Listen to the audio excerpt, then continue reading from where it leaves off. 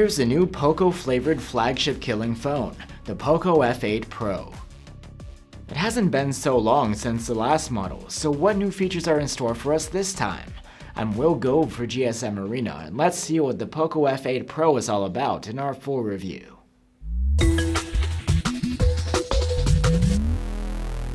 Like its predecessor, the Poco F8 Pro provides a bunch of enticing features at a lower price than a true flagship. These include a sharp OLED display, a high-end chipset, a large battery and fast charging, and eSIM support. And on top of that, this model has a telephoto zoom camera, which the last model didn't have. This isn't the highest end model of the Poco F series though. There is an Ultra which brings a few extras on top. The F8 Pro's design is rather clean and straightforward. There's a large rectangular camera bump, and here it's made of transparent glass. The back panel is glass as well, with a frosted matte finish that resists smudges. This finish matches the one on the flat aluminum frame, and the phone feels solid in hand, at about 200 grams. There's ingress protection here rated at IP68 against dust and submersion in water, just like the previous model. The display of the F8 Pro is a 6.59-inch OLED with a 120Hz refresh rate. It is slightly smaller than the previous models, and the resolution is a bit lower. It's not QHD this time around. The difference in sharpness isn't really noticeable, as you still get a respectable 419 ppi here. You have support for goodies like 12-bit color depth, as well as HDR10+ and Dolby Vision video playback. And protecting it all is a sheet of Gorilla Glass 7i. The screen is also plenty bright. In automatic brightness mode, we maxed out at nearly 1100 nits in our standard test routine. But when illuminating a smaller section of the screen, we measured it to about 3500 nits, plenty for comfy use outdoors. And the screen's 120Hz refresh rate smooths out movements like swiping and scrolling, and it can dial down to a minimum of 60Hz when idling to save energy. One feature unique to the F8 Ultra is a Bose subwoofer on the backside, but although that's missing on this model, at least the audio is still tuned by Bose. Surprisingly though, the sound quality of the F8 Pro is unimpressive. There's a bias toward the mids and highs, while the bass is lacking. At least the loudness earned a score of very good on our charts. You can listen for yourself with our comparison tool linked below. The F8 Pro has an ultrasonic fingerprint reader hidden under the display, and it's very responsive. And since the phone has an IR blaster on board, you can use it to control other appliances. For storage, the Poco F8 Pro comes with 256 or 512 gigs of storage on board. That isn't expandable to microSD. The interface of the phone is Xiaomi's HyperOS 3, running on top of Android 16. It brings some visual updates over the previous version, as well as smoother animations. Something you might recognize from Apple's iOS is the Super Island. It gives you contextual info and shortcuts to things like timers and playing media. Connectivity has improved as well, with support for sharing with non-Xiaomi devices, where before it was only possible with Xiaomi ones logged into the same Xiaomi account.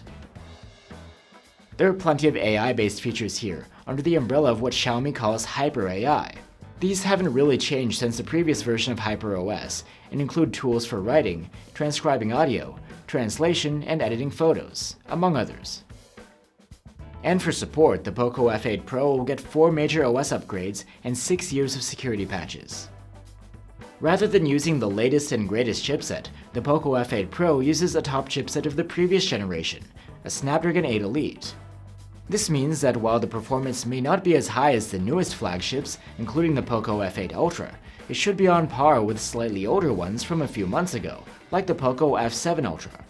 Indeed, in benchmarks, the Poco F8 Pro does a great job, on par with the 2025 era flagship. You shouldn't be wanting for power here. However, the thermal management leaves a lot to be desired.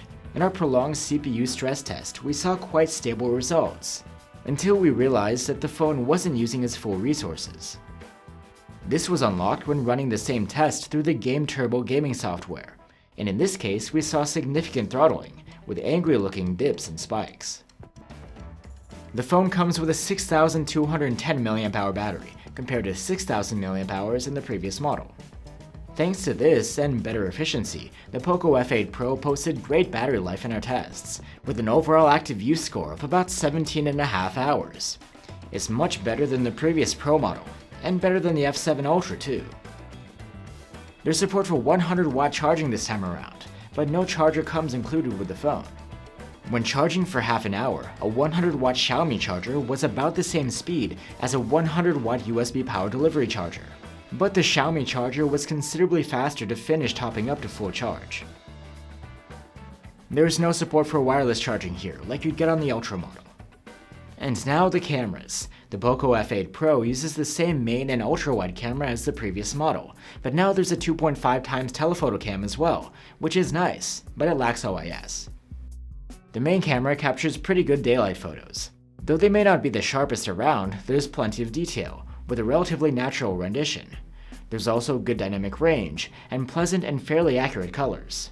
The highlights can sometimes be a bit too bright, likely due to the generally higher exposure at times. Here are some photos of people in the standard photo mode, and the dedicated portrait mode with artificial bokeh. In low light, the photos from the main camera are generally good. They're sharp and clean, with plenty of detail in the extremes. There's a wide dynamic range here, but the brightened shadows lend a bit of an artificial look. The main camera can actually take some pretty solid 2x digital zoom photos. In fact, some of the stills actually appear sharper than their 1x counterparts. Performance stays consistent in various scenarios, including indoor settings. When you switch to the dedicated 2.5x zoom camera, you actually get a rendition which is pretty close to those digitally zoomed photos we just looked at. And in some scenes, the dedicated zoom camera's results are even a little softer or noisier. And the colors are not as lively as the main camera's. The main cam's 2x crop zoom seems good enough on its own, and that might render the dedicated zoom camera redundant. So how about the 5x zoom, a digital crop from the telephoto cam? If the lighting conditions are great, you'll get some decent looking stills. However, even the slightest drop in ambient lighting results in notable softness, and sometimes noise. At night, the 2.5x zoom camera leaves more to be desired. It produces very soft stills, with inaccurate colors and low contrast. In fact, we'd prefer the 2x crops from the primary cam.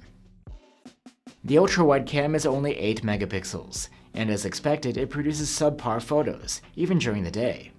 Dynamic range is limited, colors sometimes look pale, and the software tries to compensate for the lack of sharpness with artificial sharpening, which lends an overprocessed look. In low light, the ultra-wide camera doesn't do a great job, but as far as ultra-wides go, things could be worse, and the results are usable. The selfie cam hasn't changed, it's 20 megapixels with fixed focus. It produces largely unimpressive selfies, with a narrow dynamic range. Skin tones look good though, and these selfies do their job just fine. The Poco F8 Pro can record 8K videos with this main camera, and the main and zoom cameras can do 4K, but the ultra-wide and selfie cameras max out at 1080p resolution. The main camera's footage is easy to like, it's decently sharp and detailed, with a relatively wide dynamic range. The 2.5x zoom camera's 4K clips are also sharp and detailed, and the dynamic range is again wide. Naturally, the ultra-wide footage is a lot softer, since it's 1080p, and dynamic range and detail leave more to be desired. While the electronic stabilization does smooth things out, there is some leftover jitter if you're recording while walking. And the low-light video from the main cam is sharp, but moderately noisy, and the dynamic range could be wider. So that's the Poco F8 Pro. It's a nice flagship killer with great battery life and fast charging, a nice bright display, and a no-nonsense design. The Snapdragon 8 Elite is quite welcome to have here, but on the other hand, the thermal management does leave more to be desired.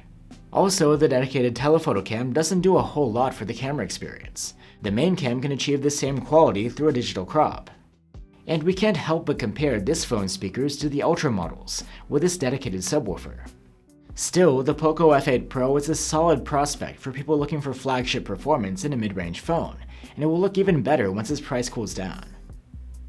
Thanks for watching, guys. If you're looking for alternatives, you can check out our reviews of the Samsung Galaxy S25 FE or the Xiaomi 15T. Let us know what you think down below, and I'll see you on the next one.